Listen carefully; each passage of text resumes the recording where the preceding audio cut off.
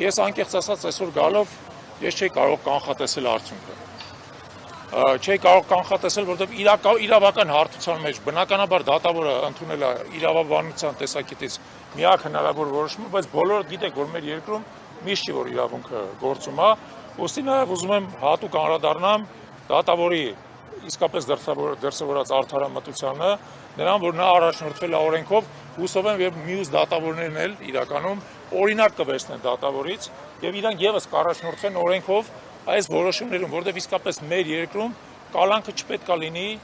պատժի եւ նաեւ խոշտանգման միջոց։ Ասեմ ձեզ անկեղծ նորմալ մարդու համար կալանքը այն կալանավայրերում, որոնք մենք ունենք, որոնք գերբնակեցված են, կեղտոտ են, հակասանիտարական են եւ այլն, դրանք խոշտանգման միջոց են։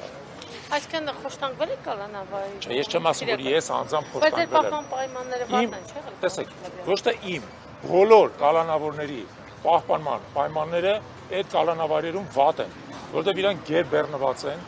որտեղ այնտեղ հակասանիտարական վիճակ է, պատերը նեխած, խոնավության մեջ եւ այլն, չեմ ուզում շատ տարածվում, ուղղակի մարդ, որ մի անգամ մտնի դա տեսնի, կհասկանա, որ դա ընդհանրապես կալանավորներին խոշտանգելու միջոց է, ընդհանրապես ոչ թե ինձ։ Հիմա այսօրվա որոշումը իմ համար չի կարելի ասել, որ կանխատեսել էր։ Ես գալիս եմ այսօր պայքարը շարունակելու տրամաբանությամբ, ես չգիտեի դատարանը ինչ որոշում կընդունի, բայց նորից ուզում եմ դրվատանքս արտահայտեմ այն որոշման համար, որը դատավորը ընդունել է։ Հիմա մենք շատ հաճախ վերաբերվում ենք ազատությանը որպես ամենակարևոր հարց, բայց իմ տեսանկյունից ամենակարևոր հարցը նաև այս անհեթեթ մեղադրանքը